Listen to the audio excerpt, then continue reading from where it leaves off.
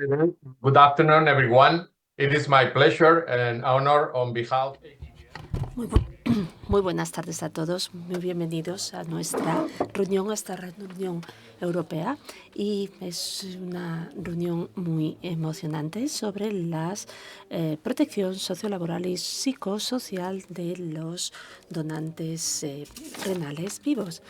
Bien, aquí tenemos una serie de socios que están aquí con nosotros, y también tenemos a nuestro patrocinador, Astellas, a quien le queremos agradecer su patrocinio.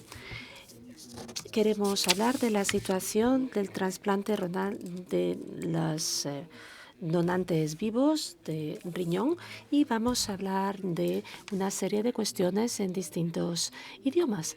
Pueden enviar sus preguntas a través de esta botón que aparece aquí al final de la pantalla. Pueden formular y enviar las preguntas en cualquier momento durante la presentación.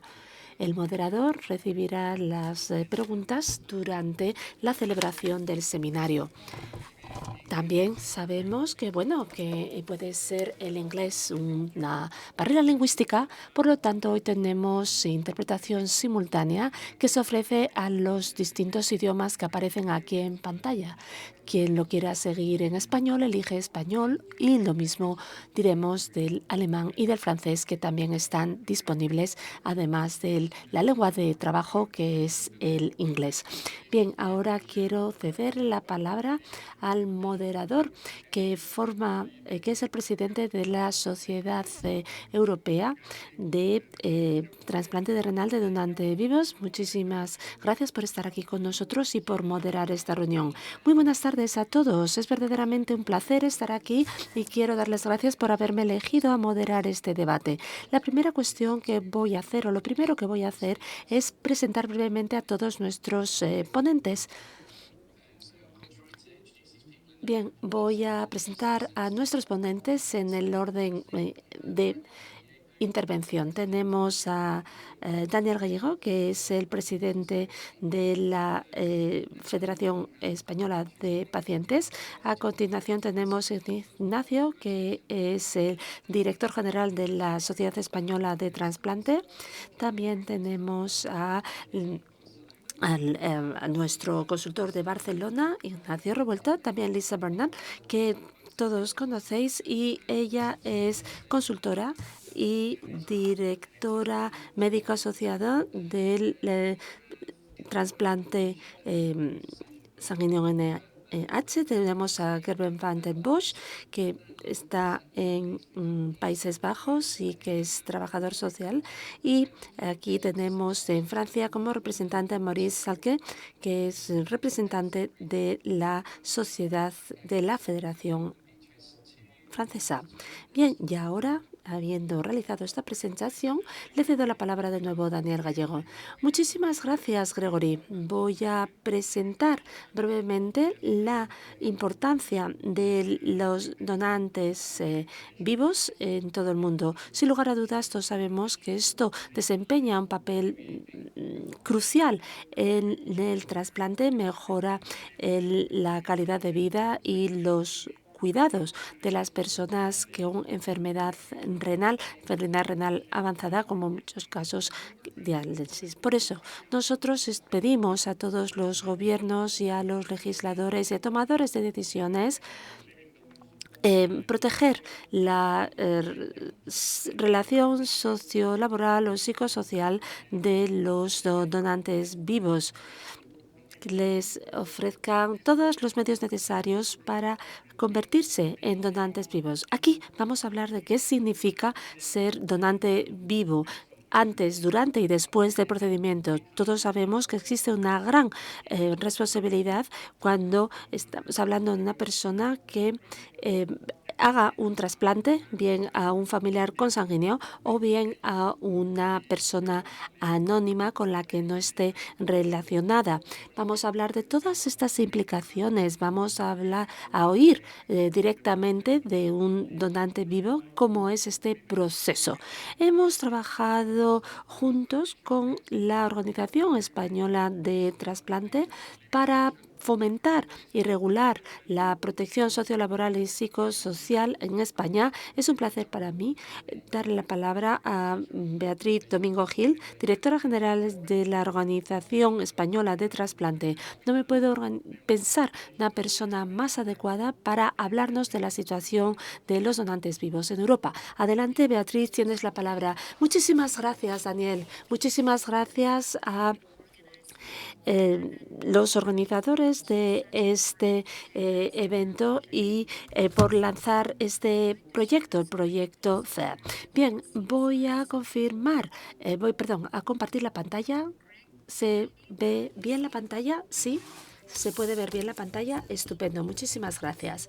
Bien, en los próximos minutos, brevemente, voy a hablar de de quiénes son esos donantes vivos de renales y cuáles son las cifras de las mismas en Europa, para que nos hagamos una idea de el orden de la cuestión de la que vamos a hablar hoy. Vamos a empezar con una serie de datos globales, que son datos que aparecen en pantalla del Observatorio Global. Todos los años nos ofrece una estimación sobre la actividad global.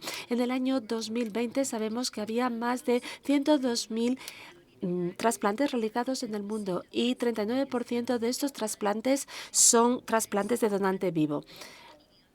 Como mínimo, nos encontramos con que había 40 personas que donaron un riñón en el mundo en el año 2022. Así que esto es una valoración de la situación. Bueno, no voy a hablar de los 27 Estados miembros europeos, pero sí voy a hablar de toda la región europea en su conjunto. Aquí tenemos datos más completos. Hemos estado ponderando los datos de 43 países. En ese mismo año se realizaron más de 25.000 trasplantes de renales en Europa. Esto supone 36,7 por millón y estamos hablando de 37% de ellos, 8.000, fueron trasplantes renales de donantes vivos. Es decir, que nos encontramos con todas estas personas que donaron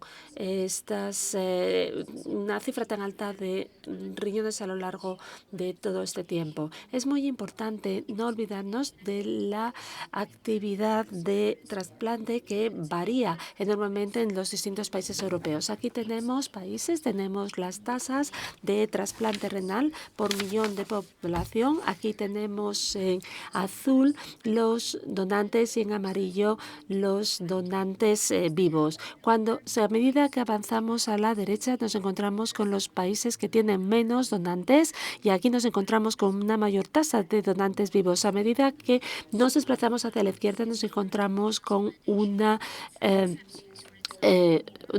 mayor número de donantes no vivo, donde tenemos también aquí un equilibrio entre países en los Países Bajos. Y también nos encontramos en Turquía, donde tenemos que la mayor parte de los trasplantes renales son de donante vivo. Es decir, aquí tenemos el mensaje más importante sobre la actividad de trasplante renal en Europa y la contribución de los donantes renales vivos. Bien, vamos a centrarnos en los donantes de renales vivos. Aquí tenemos los trasplantes de los donantes vivos por millón de habitantes. Tenemos una actividad impresionante en Turquía, Israel y en Países Bajos. Y aquí los datos representan los porcentajes de los trasplantes procedentes de donantes vivos. Aquí tenemos una serie de países donde ese porcentaje se sitúa por encima del 80% y tal y como vimos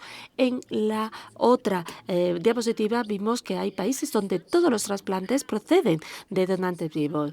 Aquí tenemos datos de estas personas. 53% de estas personas son mujeres. Nos encontramos con una predominancia de mujeres donantes vivas y aquí tenemos un 16% que no tienen relación con el receptor, 6% han participado en un intercambio de renal y 3% han participado en donación no directa. Es decir, que tenemos nuevas formas de trasplantes renales de donantes vivos que pueden necesitar consideración especial cuando estamos hablando de cuestiones médicas, así como sociolaborales y psicosociales. Bien, ¿y por qué tenemos tal desarrollo, tal crecimiento de donantes vivos? Bueno, en primer lugar, necesitamos donantes vivos para satisfacer las necesidades de trasplante de nuestros pacientes. En Europa, en el año 2022, de nuevo,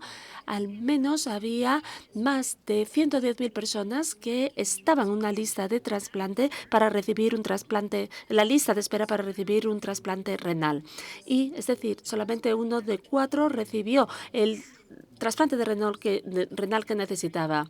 Es decir, los donantes vivos ayudarán sin lugar a dudas a satisfacer esta demanda, esta necesidad. Sabemos que nos encontramos que los donantes vivos son los que ofrecen mejores resultados en términos de trasplantes. Aquí nos encontramos que los donantes vivos ofrecen mejores resultados en términos de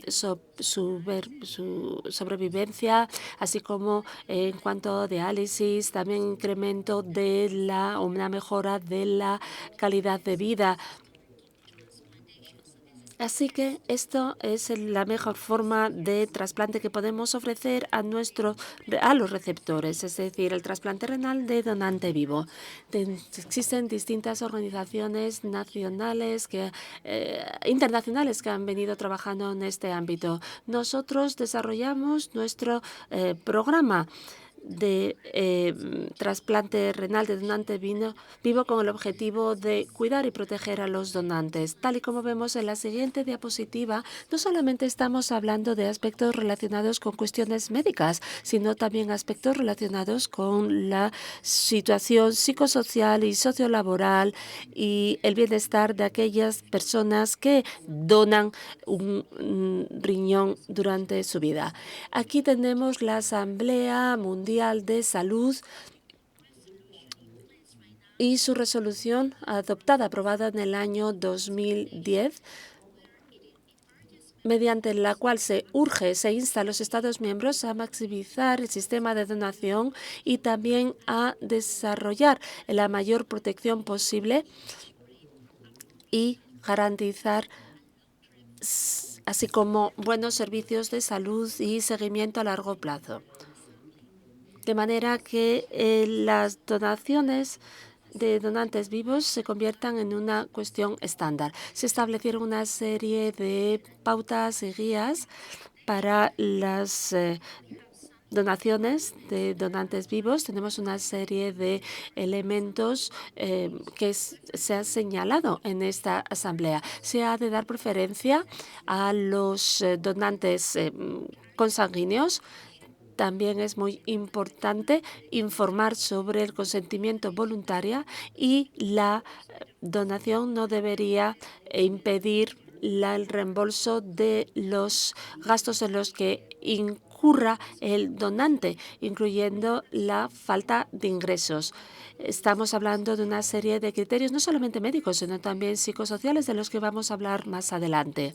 De la misma manera, se enfatiza la necesidad del cuidado profesional, un buen seguimiento y una valoración de los resultados a largo plazo.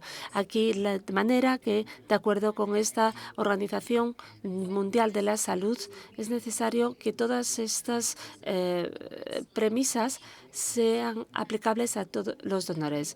Hemos visto que la donación renal de donantes vivos ha evolucionado con el tiempo. Al final del año pasado se dice que los órganos, la retirada de los órganos o del tejido de una persona viva con objetivo de trasplante se realizaría solamente por conseguir un beneficio terapéutico. Claramente, el Consejo de Europa quería proteger a los donantes, pero con el tiempo este enfoque hacia los donantes vivos se flexibilizó, se amplió y también se incluyó la autonomía y la capacidad de decisión de los donantes potenciales que habían recibido información adecuada. Aquí tenemos una fotografía de una reunión realizada en el norte de España, en Santander. Los participantes de la cumbre establecieron una serie de recomendaciones para los distintos gobiernos. Entre las recomendaciones señalaron que los gobiernos necesitan desarrollar un sistema que permita recaudar o conseguir más donantes y establecer una serie de programas incluyendo seguimiento a largo plazo, cuidados óptimos, consentimientos informados, y también se urgió a los gobiernos a limitar las faltas de incentivos financieros, tanto como para las donaciones vivas como no vivas, y también prohibir los incentivos financieros para garantizar que la donación es un acto neutro financieramente. Así que de esta manera se reconoce que estas son las buenas prácticas a seguir en la donación de donantes vivos. Aquí tenemos todos estos elementos que promocionan la salud y las condiciones de los donantes vivos. Esto es un programa cofinanciado por la Unión Europea. Es un registro, una plataforma que ha desempeñado un papel muy importante en términos de registros, de resultados, no solamente en términos de los receptores, sino también de los donadores, no solamente a nivel gubernamental, sino también a nivel paneuropeo. A partir de esta información se puede seguir avanzando. Se han realizado muchas actividades por parte de distintas organizaciones internacionales, tal y como hemos visto, pero es necesario seguir trabajando para asegurar que se ofrece una protección completa, integral, hacia aquellas personas que dan ese paso hacia adelante y deciden donar un riñón o un órgano para dar vida a otra persona que lo necesita para seguir viviendo. Bueno, eso es todo por mi parte. Espero haber dado una visión general de la situación del trasplante renal de donantes vivos en Europa. Muchísimas gracias. Ha sido un panorama estupendo y señala una serie de cuestiones de las que vamos a hablar en más profundidad en nuestro debate. Bien, la situación española la presentarán nuestros ponentes Daniel e Ignacio conjuntamente. Muchísimas gracias, Gregory. Voy a compartir pantalla.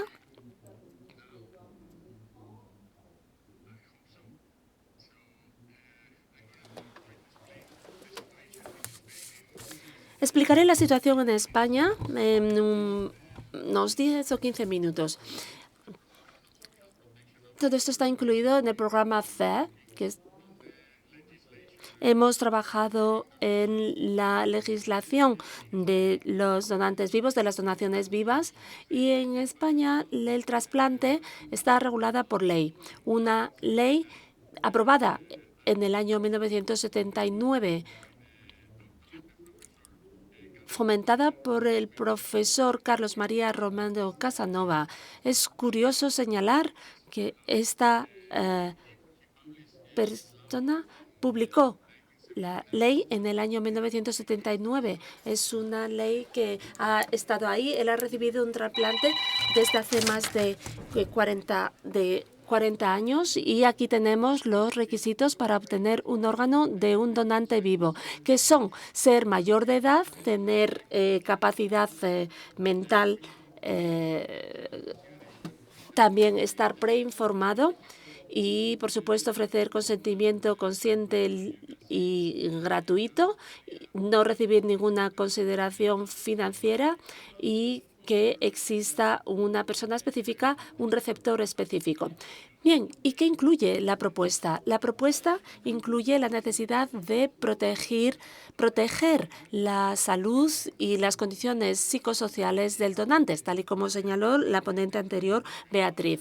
Aquí tenemos una directiva del año 2010 del Parlamento Europeo y del Consejo, que tiene como objetivo que los donantes vivos es necesario minimizar los riesgos sociales, psicológicos y físicos de los donantes. En España tenemos un decreto real aprobado en el diciembre de 2012, donde establece la necesidad de ofrecer protección económica al donante vivo, de manera que no tenga que asumir los costes económicos derivados del acto de la donación.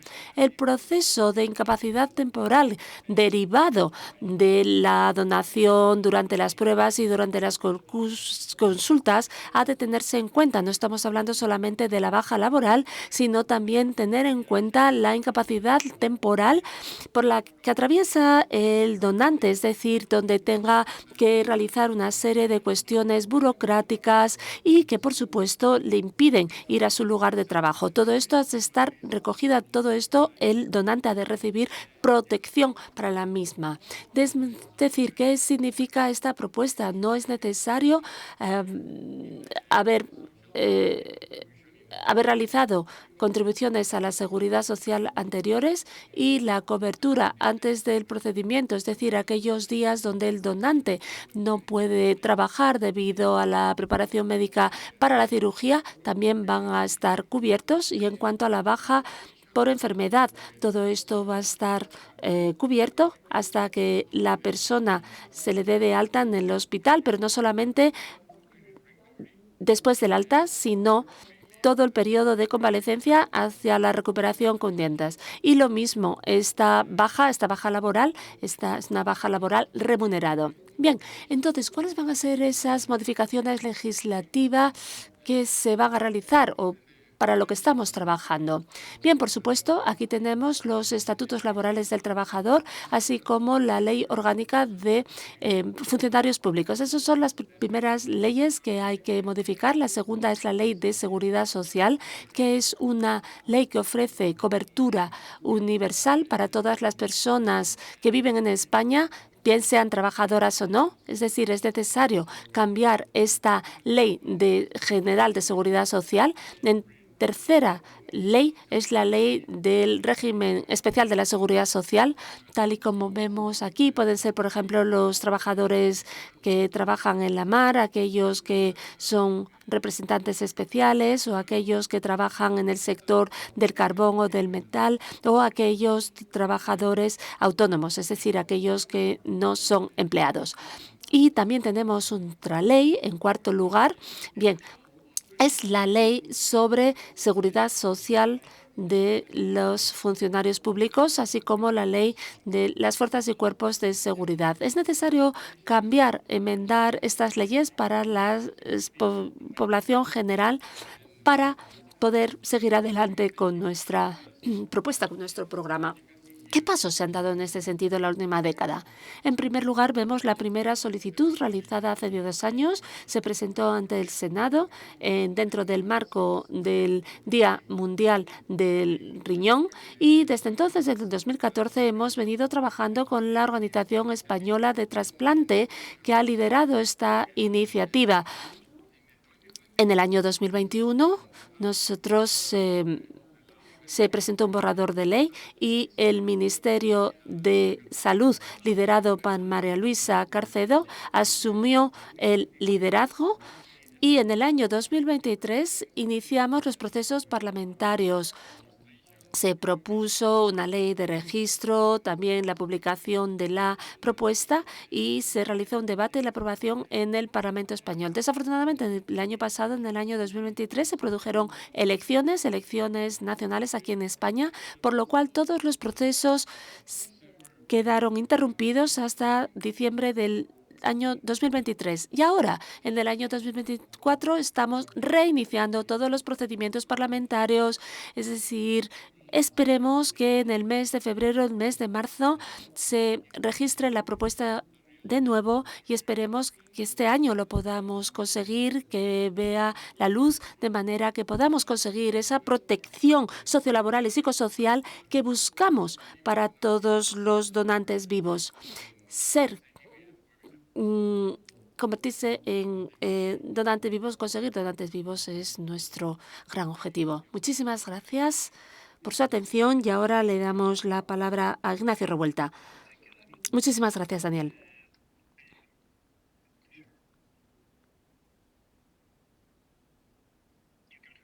Sí, ¿se me oye bien? ¿Te oímos perfectamente? Muy buenas tardes a todos. Para mí es verdaderamente un placer estar aquí con mis compañeros, con mis amigos, con todos ustedes, con los representantes de todas las organizaciones. Es verdaderamente muy importante hablar entre nosotros, compartir experiencias que existen en los distintos países europeos. Voy a hablar de la monitorización psicosocial y la satisfacción de los donantes vivos. Bien, aquí tenemos mis conflictos de interés y ahora voy a hablar de este proyecto a través de este mapa. Cuando nosotros revisamos y vemos el impacto de los donantes vivos, nos encontramos con un elemento que normalmente no se suele tener en cuenta, es decir, los factores psicosociales no se evalúan. Aquí tenemos Lisa Brunner. Bueno, tenemos muchísimos expertos que han realizado muchísimas evaluaciones, muchas valoraciones, pero bueno, en muchas ocasiones nos encontramos que no se tienen muy en cuenta las complicaciones psicosociales y sociolaboral. Hace 8 años creamos un observatorio de donantes vivos donde realizamos distintos proyectos en distintos países. Y nosotros desde España lideramos esta iniciativa. Nosotros queríamos saber cuál era la situación psicosocial y sociolaboral de los donantes vivos. Realizamos una serie de proyectos a lo largo de estos años. Empezamos en el año, en primer lugar hicimos una evaluación del aspecto psicosocial a través del proyecto ULEAD y a continuación de ahí empezamos a realizar distintos proyectos con distintos países en relación con su propia experiencia. Y ahora estamos trabajando no solamente en Europa, sino que también hemos empezado a trabajar en África. Voy a señalar que algunos de ustedes han participado hace 10 años en esto. Se realizó una conferencia en la Unión Europea donde se contó con la participación de más de 100 participantes. En aquel entonces se habló de las prácticas de alta calidad en donantes vivos. Aquí tenemos una serie de aspectos legales y éticas. También es necesario, se estableció un grupo de trabajo, el grupo de trabajo número 3, donde nosotros investigamos en profundidad el seguimiento que se realizaba a los donantes vivos. Y esta es la conclusión del programa de trabajo número 3. Aquí tenemos las distintas recomendaciones. Es decir, seguimiento médico en el corto a largo plazo, así como seguimiento a largo plazo obligatorio, seguimiento psicosocial obligatorio en el corto plazo y recomendado en el largo plazo. Es decir, es necesario tener en cuenta los aspectos psicosociales y sociolaborales de los donantes vivos. Aquí tenemos este programa y aquí tenemos el elemento en la práctica de excelencia que ha de aplicarse en cualquier escenario de trasplante. Muchos de vosotros habéis participado en esta conferencia europea que aparece aquí en pantalla y aquí tenemos los distintos proyectos. Este es alguno de los últimos proyectos publicado en el año 2020 donde se realizó una evaluación en los distintos países europeos sobre los factores de riesgo psicosociales. También utilizamos o valoramos una serie de instrumentos que nos ayudaron a valorar la calidad de vida, la salud mental, las estrategias de afrontación, personalidad, estatus socioeconómico. Trabajamos con hicimos 75 valoraciones pre-donación y se identificaron varias distintas variables, salud mental, función social. Nosotros realizamos distintas variables combinadas.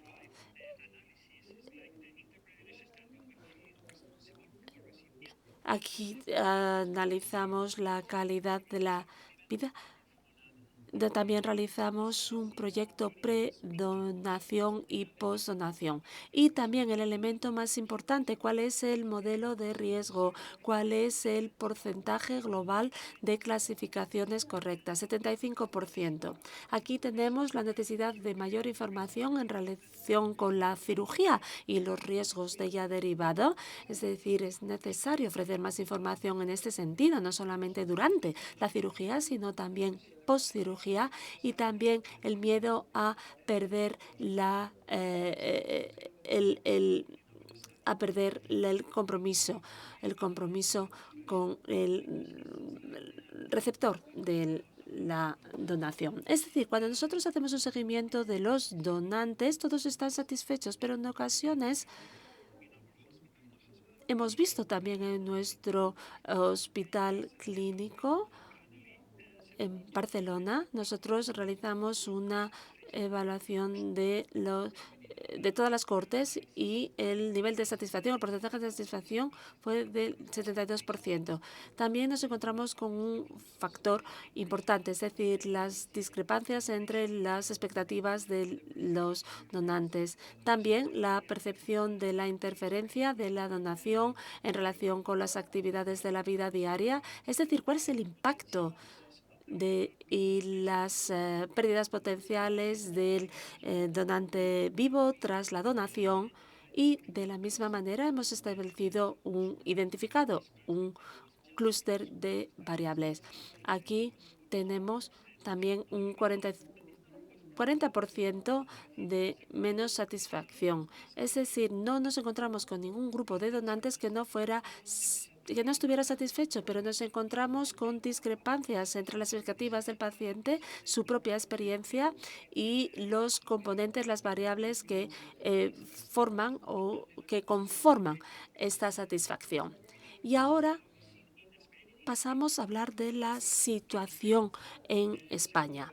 Aquí nos encontramos con distintos países, distintos centros. Bien, estos son los distintos centros de trasplantes aquí en España o centros que colaboran con los centros de transporte. Aquí tenemos Clínic de Barcelona, Sant Joan de Déu, Bellvitge. También colaboramos con ONT y con OCAT y nosotros evaluamos más de 189 receptores. Aquí también trabajamos con los donantes renales vivos y lo comparamos también con los familiares consanguíneos. Así que, bueno, aquí tenemos que los donantes vivos reportaron menos miedo que la población en general. Es decir, los donantes vivos tienen menos miedo al fracaso de la donación. También los donantes presentaban miedo a perder el único riñón con el que tenía. Nos encontramos con ansiedad, depresión, peor calidad de vida. Es decir, es muy necesario tener en cuenta estos miedos relacionados con la donación.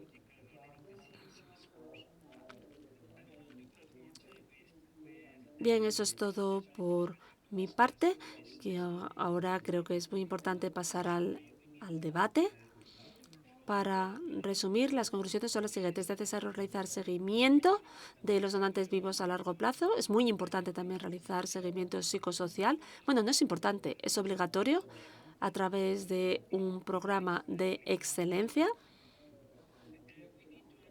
También es necesario entender cuál es cómo se ve afectada la calidad de vida, los riesgos psicosociológicos, y aunque la satisfacción es alta, hay algunos clústeres, algunos grupos que han de recibir mayor atención porque se recogió un nivel de satisfacción más bajo.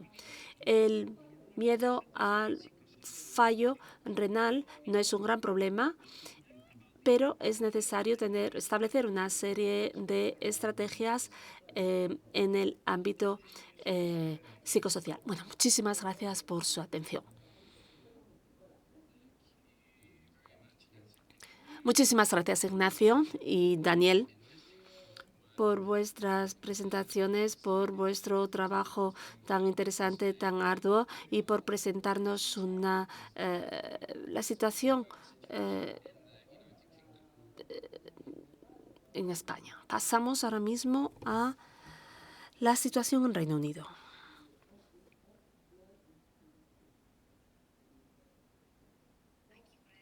Muchísimas gracias, Greg. Muchísimas gracias a todos. Es verdaderamente un placer. Estoy aquí, tal y como vemos en la diapositiva. Bueno, si alguien no puede ver la diapositiva, por favor, háganmelo saber.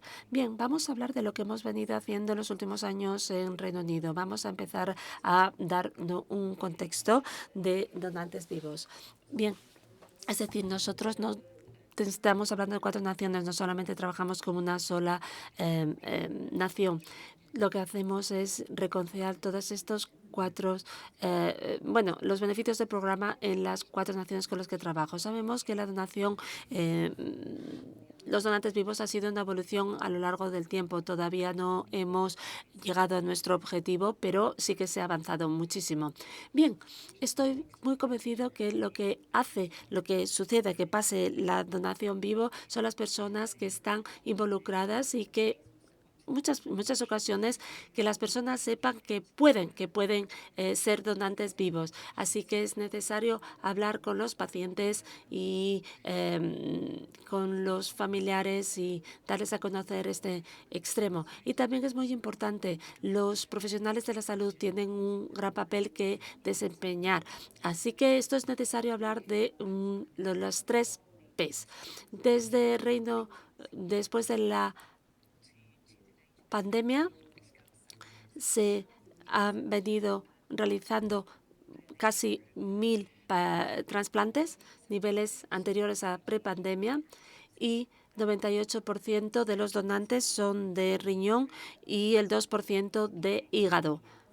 Predominantemente en Reino Unido hemos tenido un programa muy sólido de donantes vivos renales. Tal y como se ha señalado aquí, nosotros tenemos que reconocer todos los beneficios que trae consigo para el receptor. Vamos a ser claros, para la economía de salud, de esas personas que donan a personas que conocen y en ocasiones a personas que no han visto nunca. En Reino Unido somos afortunados de tener una legislación aplicable en Escocia, Irlanda del Norte, Inglaterra, etcétera, desde el año 2006, desde que se aprobó la ley de tejido. Trabajamos con las autoridades para asegurarnos de que esto también se podía aplicar a los donantes vivos. A partir de ahí establecimos una serie de cambios de manera que nosotros podíamos ofrecerles oportunidades a nuestros pacientes, no solamente a través de la donación directa de familiares consanguíneos, sino también a través de donaciones indirectas o a través del programa de compartición de renal y, en particular, hemos visto una gran respuesta, una muy buena respuesta de la población en términos de donación indirecta. Es decir, que esto nos hace ser autosuficientes y también evitamos que las personas reciban remuneración financiera por donar órganos. Aquí tenemos estas relaciones entre todas estas partes dentro de nuestro programa. Aquí vemos que en Reino Unido tenemos una gran ética en relación con la no donación directa. La mayor 10% de los donantes son indirectos, lo hacen de manera voluntaria.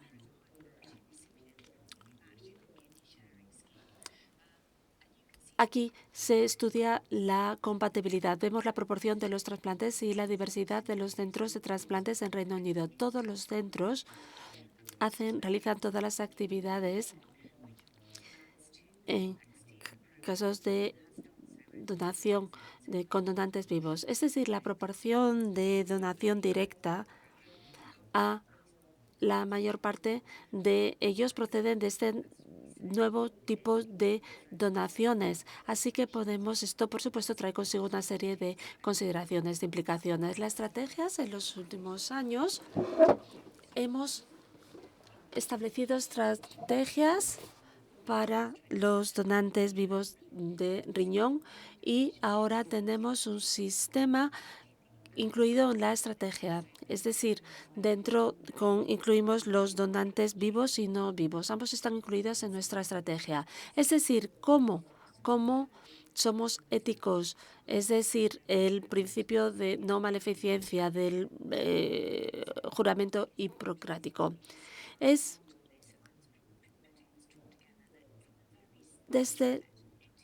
Desde el año 2010 nosotros pensamos en los donantes, que era la cuestión que más nos preocupaba. Y sí, el bienestar de los donantes, y ellos también me lo dicen, no se trata de asegurarnos de que están asegurados o garantizados de que no se les va a realizar ningún daño. Es decir, es necesario eliminar esas barreras artificiales en torno a la donación. Los donantes me dicen todo el tiempo que les hubiera gustado donar, pero por alguna manera no han podido hacerlo, por una cuestión no médica. Es decir, en nuestra estrategia incluimos esta cuestión ética, hacemos que la donación de donantes vivos sea algo que todo el mundo pueda hacer, bien para familiares consanguíneos o no. Aquí, por supuesto, aquí nosotros lo que queremos es cuidar con la mayor excelencia posible a nuestros donantes. Bien, esta es la estrategia que tenemos en Reino Unido. Este es un nuevo informe publicado el año pasado. Es decir, mantener o cuidar a nuestros donantes y también lo que se hace es agradecerles por su regalo, por su contribución. Hemos establecido una serie de pautas y hacemos una actualización continua y también hemos desarrollado una cartera de materiales educativos y recursos. También contienen a los que se puede acceder desde distintas plataformas, de distintos formatos. Es decir, así es como valoramos a nuestros donantes, cómo evitamos que se les haga daño durante este periodo de evaluación. Lo que es más importante de estas diapositivas es que esto es un proceso iterativo, es una progresión lógica, es decir, gestionar las expectativas, el conocimiento, las consultas. Y esto ayuda a la postre a conseguir buenos resultados en los donantes, bien sean donantes adecuados o no, y tengan que salir del programa. Tenemos personal dedicado a los donantes vivos. En ocasiones no le pedimos a todos que reciban una valoración de su salud mental. pero si se les recomienda, nosotros nos apoyamos y valoramos el apoyo de pares y también tenemos una revisión independiente legal por parte de la Autoridad de Tejido Humano que se encarga de aprobar el programa. Nosotros hemos hecho un reembolso de los gastos de los donantes vivos durante 12 semanas post-cirugía, post-donación. No es perfecto, pero es mejor que hace una década. Y nosotros hacemos un seguimiento a lo largo de toda la vida de los donantes vivos y también tenemos un registro. ¿Cuál es el daño adicional de un donante indirecto? Estas personas necesitan una valoración adicional. Y en cuanto a la aprobación legal, estas personas están muy motivados, tienen muchísima información y no espera ningún incentivo financiero. En los últimos años hemos puesto en práctica un mecanismo donde se establecen una serie de preguntas, un cuestionario de 20 preguntas y que forman parte de los seguimientos y de las citas de seguimiento que se hacen. Uno de los elementos claves sobre nuestro programa en cuanto a apoyar a los donantes y escuchar a los donantes es cómo trabajan con las organizaciones de beneficencia. Kidney Donor Charity está establecido por donantes indirectos. Se han hecho un trabajo muy valioso porque me ofrece muchísima información sobre qué es verdaderamente importante para los donantes. También tenemos distintas organizaciones que apoyan a los donantes vivos en las comunidades de personas de color. Bien, reconocimiento de los donantes. En último lugar, hay que dar las gracias. Es necesario reconocer, agradecer. Tenemos un programa nacional donde los donantes reciben un PIN después de la donación, aunque lo hayan hecho de manera indirecta y de manera anónima. Bien, para resumir, ¿qué es lo que marca la diferencia en relación con el apoyo que se ofrece a los donantes? No solamente las leyes, las estrategias, etcétera. Es una combinación de todas esas cosas. Es necesario tener embajadores clínicos, embajadores de donantes, es decir, personas que crean en esto, que justifiquen la donación, que llamen a la donación. Por supuesto, es necesario tener un marco jurídico. De la misma manera, también es muy importante, tal y como se ha señalado aquí, es necesario interactuar con los donantes tras la donación para conocer cuál ha sido su experiencia y entender y escuchar de ellos de primera mano que podemos seguir avanzando. No siempre se espera, pero siempre se agradece. Y quiero alentar a todo el mundo a trabajar conjuntamente con nuestros pacientes y con otras agencias, porque solo así podemos trabajar más y mejor. Muchísimas gracias por todos los que me han venido apoyando todos estos años. Esto es una cosa maravillosa y espero que podamos pasar a un debate fructífero tras las presentaciones de hoy. Muchísimas gracias. Claramente tenéis programas maravillosos, un gran avance en Reino Unido. Y bueno, quiero recordarle a todo el mundo que se pueden realizar cualquier pregunta que tenga. Y vamos a recoger las preguntas y hacérselas a nuestras ponentes. Ahora cedemos la palabra a Kevin van den Bosch, de Países Bajos, que nos hablará de la situación en Países Bajos. Muchísimas gracias. Muy buenas tardes a todos. En mi presentación me voy a presentar en la selección psicosocial. Trabajo en un centro social y voy a hablar de la situación, la protección psicosocial de los donantes vivos en mi país. Aquí nos encontramos con un gran grupo de donantes vivos en Países Bajos. Solía ser un 65% de todos los transportes procedían de donantes vivos. La ley ha cambiado sobre la donación post-mortem, es decir, y se ha situado en un 50-50%, es decir, tenemos unos 500 donantes vivos todos los años, y en los últimos años donación indirecta, aquella que se consigue a través de solicitud pública, es decir, se hace a través de Facebook, se busca a través de Facebook. Es algo de lo que voy a hablar más adelante. Se llama donación directa altruista. Bien. Aquí nos encontramos con dos opciones. Aquellas personas que quieran recibir o que necesiten una donación de un donante vivo pueden buscar a esta persona dentro de las redes sociales, por ejemplo, personas cercanas a su entorno, pero y tal y como hemos dicho anteriormente, hay un grupo que está buscando, que busca un donante vivo fuera de su grupo de influencia. Es decir, que llegamos a una cuestión distinta cuando estamos hablando de esta selección psicosocial. La selección psicosocial que hacemos es una cita con un trabajador social médico. Hacemos una valoración psicosocial y en esta entrevista hablamos de la relación que tienen con el receptor.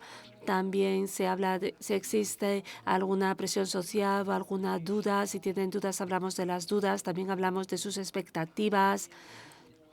También experiencias hospitalarias o médicas anteriormente, es decir, las estrategias de afrontamiento que tienen. Es decir, cuál es su relación con las cirugías, con las anestesias. También hacemos una valoración mental, psicológica, y también hablamos de la última parte, que es la compensación de los costes, algo de lo que voy a hablar en la siguiente diapositiva. Una de las razones por las que existe un gran grupo de donantes vivos, yo entiendo que es en Países Bajos el sistema de compensación está muy bien organizado. Hemos venido haciendo esto en los últimos 15 años.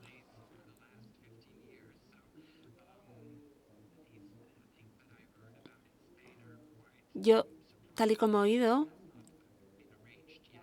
es sorprendente que en España todavía no se esté haciendo esto. En cuanto al seguro de salud, el seguro de salud cubre todos los gastos de viaje o los viajes derivados de los exámenes preliminares, la cirugía, el seguimiento de la cirugía. Todo esto está cubierto por el seguro de salud.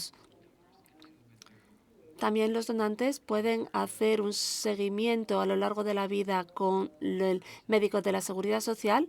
Estos costes también están cubiertos y son gratuitos a lo largo de toda la vida. Aquí tenemos, estos son los gastos cubiertos por el seguro de salud, pero de la misma manera también el gobierno cubre el lucro cesante o la pérdida de ingresos. Hay una diferencia entre las personas desempleadas y las autónomas. La baja laboral está cubierta antes de la donación, también después de la donación para las personas que tienen un puesto de trabajo, pero no está limitado. Es decir, si un donante tiene problemas de recuperación, se amplía esta baja laboral por encima de los 3 meses habituales.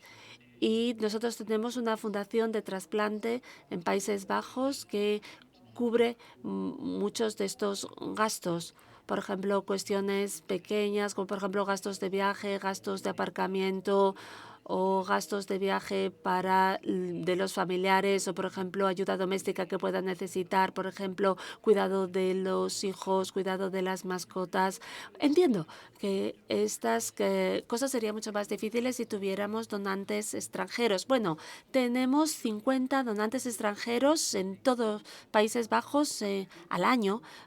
Son donantes extranjeros procedentes de todo el mundo. Y nosotros intentamos ofrecerles todo esto. Pero la cobertura del seguro de salud y el seguimiento a lo largo de la vida varía en función de que sea un donante de Países Bajos o, por ejemplo, un donante de India. Por ejemplo, en cuanto a los autónomos, los trabajadores autónomos tienen un distinto tipo de compensación que no es tan favorable como la de los salariados. También es algo a mejorar. Y tal y como he señalado, los donantes indirectos altruistas han crecido en los últimos 10 años, han aumentado en los últimos 10 años. Nosotros hicimos una hoja de ruta para los receptores y los donantes que se encontraban en esta situación. Tal y como vemos en esta diapositiva, tenemos una serie de temas que son muy importantes. Cuando un receptor y un donante se conocen durante el procedimiento. ¿Y qué sucede post cirugía? Por supuesto, la preparación y la elección, es decir, qué quiere hacer el receptor cuando busca un donante fuera de su red, de su círculo. En esta hoja de ruta que nosotros realizamos, ofrecemos asesoramiento, consejos sobre cómo hacerlo. Nosotros conseguimos esta información a través de una encuesta realizada con 20 receptores y 20 donantes altruistas. Hablamos también con todos los profesionales en Países Bajos que habían tenido este tipo de experiencia, que habían estado en esta situación. Es decir, crear un vínculo es difícil cuando con una persona que no has visto nunca frente a alguien que sea un familiar, aunque no lo hayas visto desde hace mucho tiempo. Las conclusiones de esta encuesta es la siguiente. Las experiencias cambian, son muy variadas.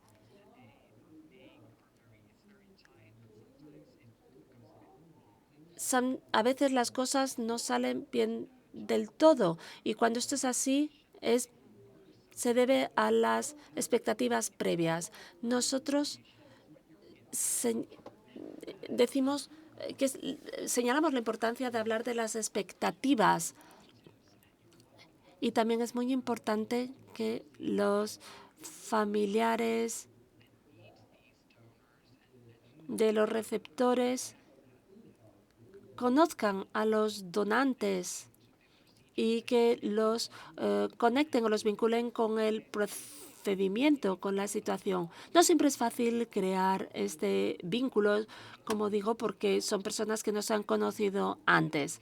Así que a los receptores les aconsejamos que piensen en todo esto antes de decidir dar el paso y hablar con un trabajador social médico ayuda. Nosotros hemos establecido o realizado un manual tanto para el receptor como para el donante indirecto altruista. Tal y como vemos aquí en pantalla, está disponible en Internet. Por supuesto, está en neerlandés, pero si están interesados, también quizás podrían traducirlo. Bien, y eso es todo lo que hacemos en términos de selección psicosocial. Bien, estaré encantado de responder a cualquier pregunta que tengan. Gracias. Muchísimas gracias, Gavin. Muy interesante, muy esclarecedor.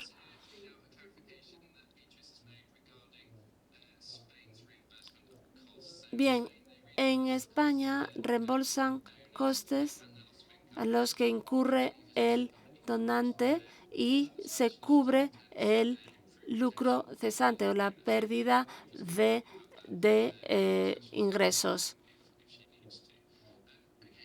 Bien. Habiendo aclarado esta cuestión, bien, vamos a pasar a nuestra siguiente ponente, que nos hablará de la situación en Francia. Buenas tardes, ¿se ve bien la pantalla? Bien, estupendo. ¿Mejor ahora?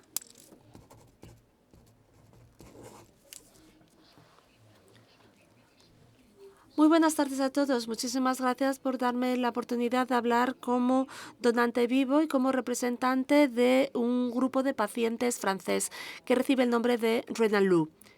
Bueno, brevemente.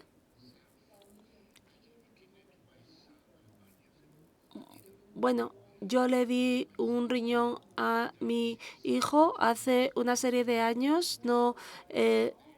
El trasplante no fue bien, tuvo que volver a diálisis y mi mujer le donó un riñón hace 5 años. Es decir, que yo soy el padre de una familia en la que todos tienen un único riñón. Renalou es la voz de los pacientes franceses con enfermedad renal. Nosotros, se creó esta asociación por parte de una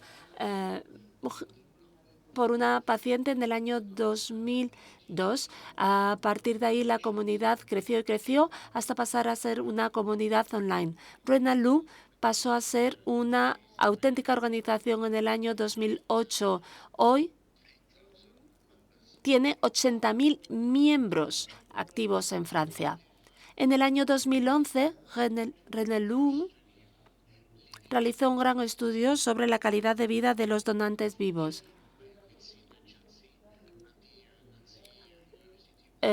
Conjuntamente con la Asociación Francesa de Biomedicina.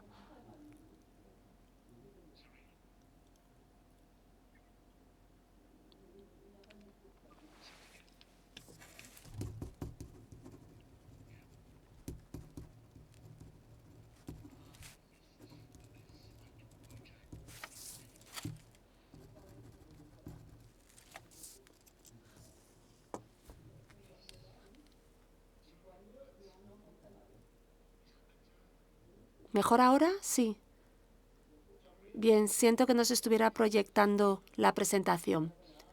Bueno, como decía, Renalou realizó esta encuesta en el año 2011,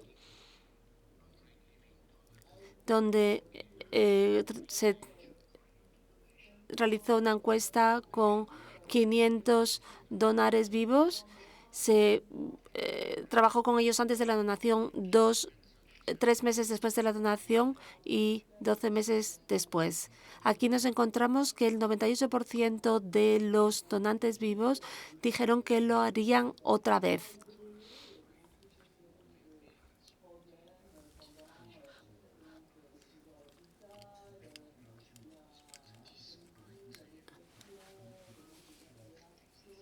A pesar de todos estos aspectos de sus problemas de salud, falta de consideración, se sintieron solos, deprimidos, tuvieron problemas durante la estancia hospitalaria, tuvieron dolor postquirúrgico.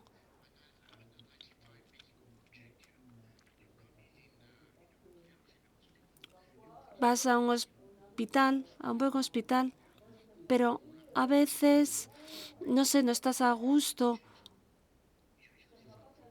Bueno, porque tú no estás enfermo, tu situación es distinta. Y, como digo, los donantes sintieron soledad durante el proceso de donación. Es decir, una serie de obstáculos y una falta de apoyo psicológico. También en la encuesta se vio una tasa de depresión más alta entre los donantes vivos. En 3 meses entre 3 y 12 meses post-donación. 40% de ellos no recuperaron la calidad de vida pre-cirugía. 1 de 5 volvió a trabajar 40 días después de la cirugía, 9 de cada 10 volvieron al trabajo un año después de la cirugía y 1 de cada 5 tuvieron problemas en recuperar los gastos y 3 de cada 10 sufrieron pérdida financiera. Vamos a hablar ahora la lucha y las batallas libradas por Renalú en los últimos años. En primer lugar, la revisión de la Ley de Bioética de 2011. Es decir, autorización para donar un riñón a un amigo, incluir una serie de salvaguardas y de protecciones para los donantes vivos dentro del Código de Seguridad francés y también establecer una serie de garantía o neutralidad financieras para los donantes vivos. Los donantes vivos no han de soportar ningún coste, sea médico o no médico, como por ejemplo alojamiento, viajes, etcétera. El punto número 3 sigue siendo un problema para muchos donantes vivos, que no consiguen recuperar todos los gastos asumidos o que se produzcan. En los últimos años se realizaron distintas campañas en las redes sociales.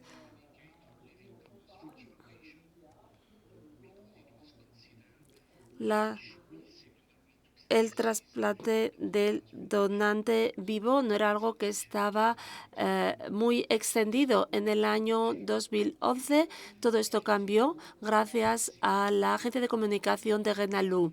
Renalú lanzó distintas campañas de concienciación en relación con la donación viva.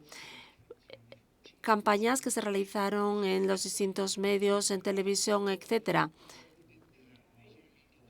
Y desde el año 2014 hemos tenido campañas por parte de la Agencia de Biomedicina, campañas a favor de la donación de donantes vivos. Bueno, nosotros en Francia a veces somos prepotentes, queremos ser los primeros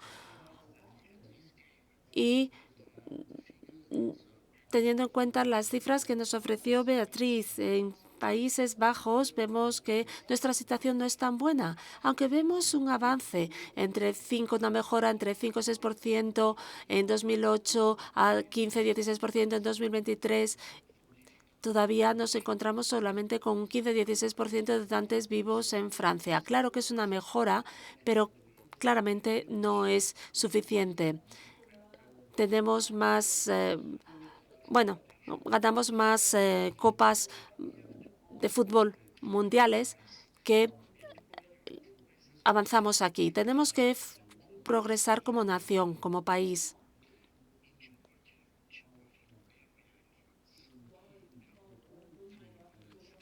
$577 trasplantes renales se realizaron en el año 2022.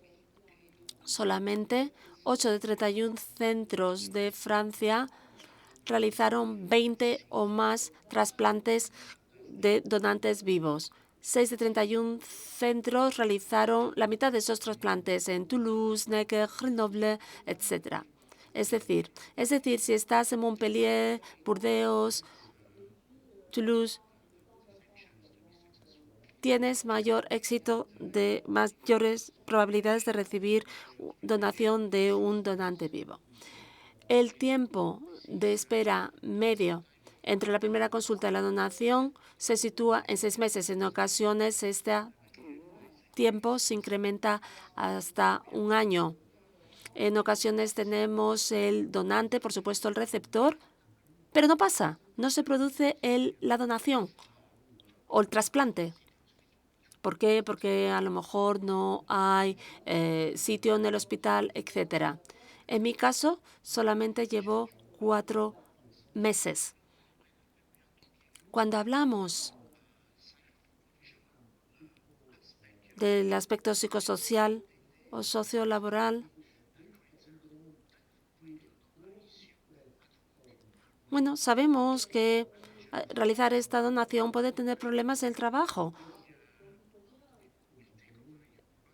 Es decir, cómo te van a sustituir en el trabajo cuando estás donando. No vas a tu puesto de trabajo porque estás donando un riñón. Tenemos que trabajar en esta cuestión en Francia. Tenemos que asegurarnos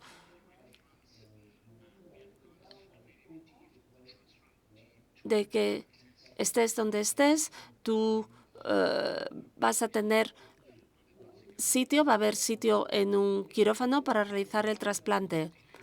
Sabemos cuáles son las consecuencias de no realizar un trasplante. Se incrementa la diálisis, por supuesto, se pierden las oportunidades para el receptor y, por supuesto, esto también trae consigo grandes costes, tanto para el paciente como para la sociedad.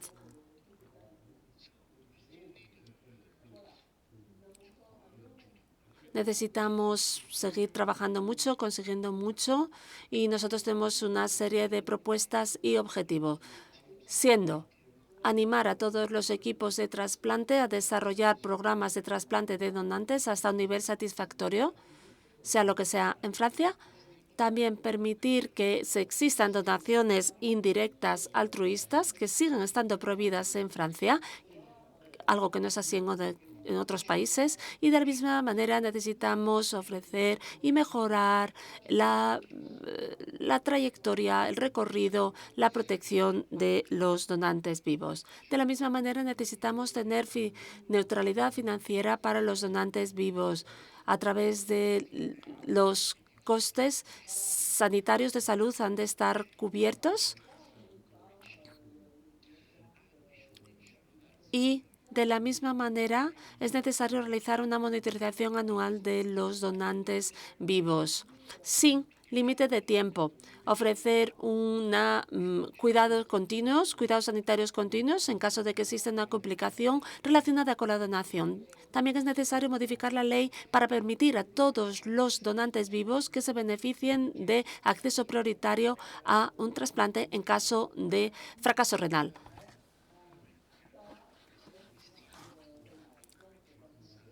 Todas esas son las cosas que tenemos que hacer en Francia. Tenemos aún muchos desafíos entre nosotros, de manera que a la postre se beneficie el receptor y el donante. Todo lo que sea posible. Muchísimas gracias por su atención. Muchísimas gracias, Yves, por esta presentación tan interesante, por hablarnos de los retos que sigue habiendo en Francia. Bien, vamos a pasar a responder algunas de las preguntas. Vamos un poquito mal de tiempo.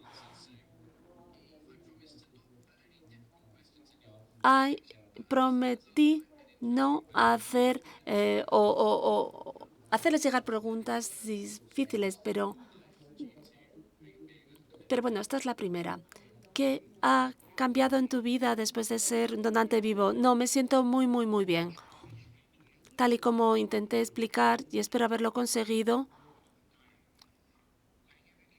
yo di un riñón, mi mujer también dio un riñón y mi hijo recibió 2 riñones y solo uno de ellos funcionó.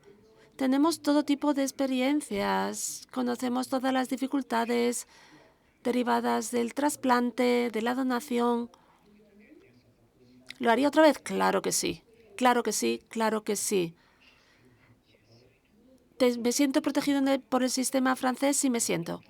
Aunque a veces, bueno, durante el COVID y después del COVID, tuvimos que trabajar muchísimo para conseguir los servicios médicos. Bueno, claro, entendemos que el COVID fue una situación hospitalaria muy difícil, pero yo personalmente, yo me hago un análisis 1 o 2 veces al año y, por supuesto, ahora me cuido mucho más que si no hubiera donado un riñón.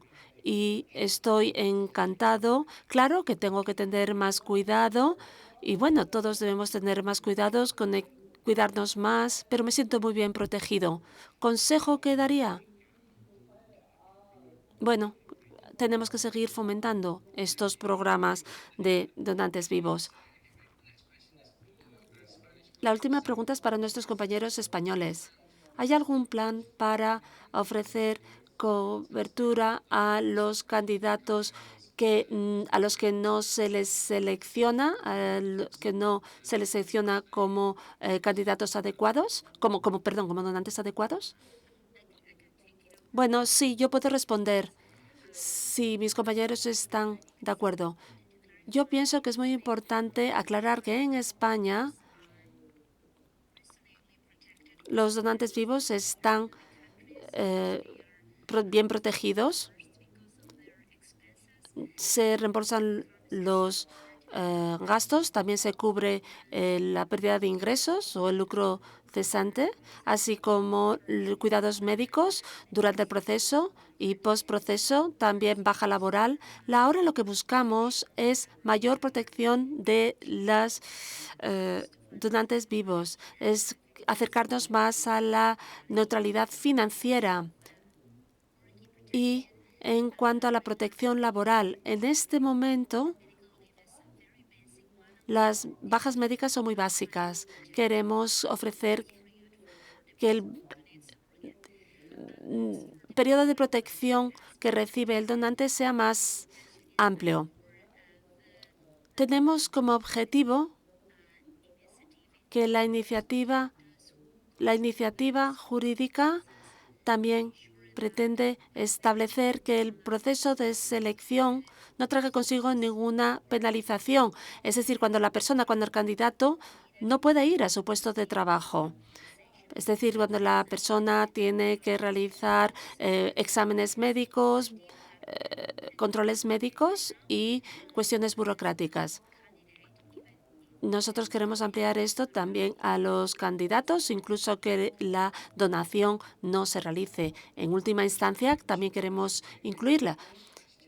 Queremos incluir también toda esta protección y cubrir todos los gastos. Bien, para Lisa, ¿cuál es el proceso si se detecta que el donante vivo tiene consecuencias psicológicas post-donación? ¿Tienen acceso al equipo de donantes vivos durante el proceso y después? Es decir, no es algo que se interrumpe, que acaba tras la donación. El equipo de donantes vivos ha establecido una relación muy estrecha. ¿Por qué? Porque tienen una enfermera jefa, etcétera. Bien, entonces, en este caso, si la persona tiene problemas psicológicos, se le deriva al especialista adecuado. Uno de los problemas que tenemos en Reino Unido, y no sé si es así en otros países, es que tenemos muy pocos, una escasez de profesionales de salud mental y que están cada vez más ocupados, especialmente después de la pandemia.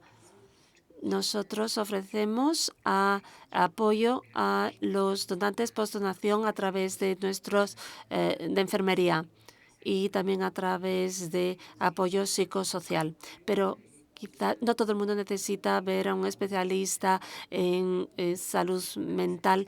Sea como sea, siempre tienen acceso a los servicios médicos que necesiten o psicosociales que necesiten en todo momento. Bien, la segunda pregunta es para Kevin. En tu experiencia profesional, ¿hay algún candidato que decidió no seguir adelante con el proceso por miedo a perder trabajo porque su situación financiera estuviera en peligro? Bueno, es una buena pregunta. Bien, los trabajadores autónomos. Su situación es difícil si, por ejemplo, su negocio no va muy bien. O si, por ejemplo, es decir, para ellos no trabajar durante 3 meses puede ponerlos en una situación dificultosa o difícil. Quizás esta sea una de las razones por las que el donante vivo autónomo, bueno, en ocasiones lo posponen, dicen, vale, lo podría hacer, pero no ahora, no ahora en este momento. Bueno, si el donante no acaba donando, puede ser por presión social o por dudas que puedan tener, o, por ejemplo, sus familiares y su círculo cercano no los apoyan en su decisión. No hay casos donde la situación financiera o las cuestiones financieras sean una causa para no seguir adelante con el procedimiento. Bueno, esta es la última pregunta.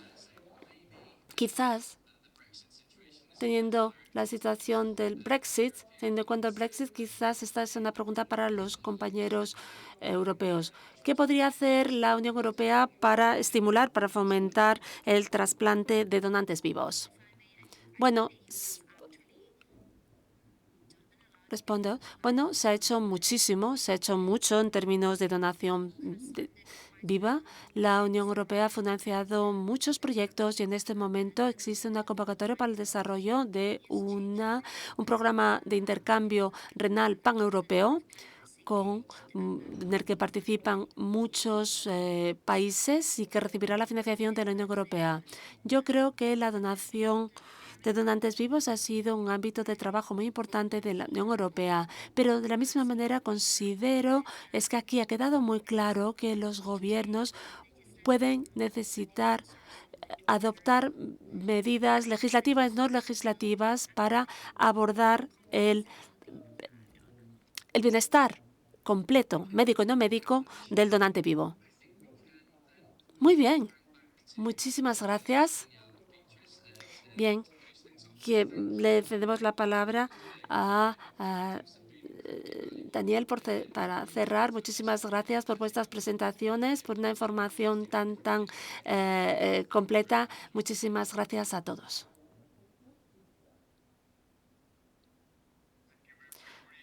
Muchísimas gracias, Gregory. Le cedo la palabra a Beatriz para que para que diga las últimas palabras. Beatriz, adelante, 2 minutos de conclusión. Muchísimas gracias.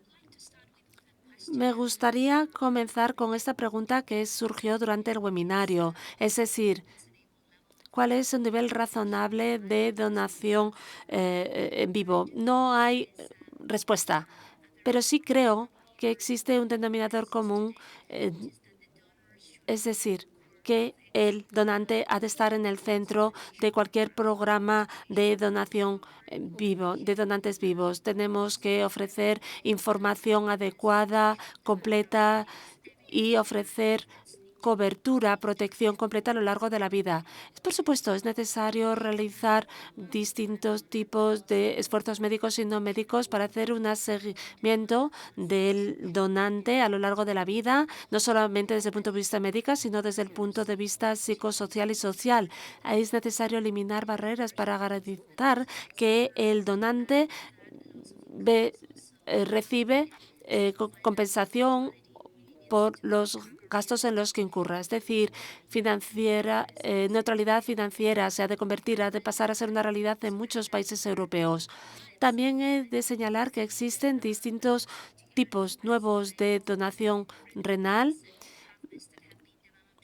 He visto grandes desarrollos en distintos países donde la evaluación psicosocial y el seguimiento de donantes puede ser desafiante en ocasiones. Es decir, hay mucho que hacer. La Unión Europea ha desempeñado un papel, seguirá desempeñando un papel en el futuro, y también los Estados miembros, con el apoyo de todos los stakeholders, partes interesados, asociaciones de pacientes, asociaciones de donores, para que realicen evaluaciones que ayuden a abordar estos retos de manera más eficientes en el futuro. Bien, muchísimas gracias por darnos la oportunidad de participar en este maravilloso webinario. Bien, Beatriz, me gustaría hacer una serie de conclusiones sobre la carga humanista de ser un donante vivo. Queremos expresar nuestro agradecimiento infinito para todas las personas que han hecho posible este webinario, especialmente Astelas, la agencia técnica, los donantes vivos existentes, los donantes vivos potenciales por su generosidad. Este webinario estará disponible en nuestra página web.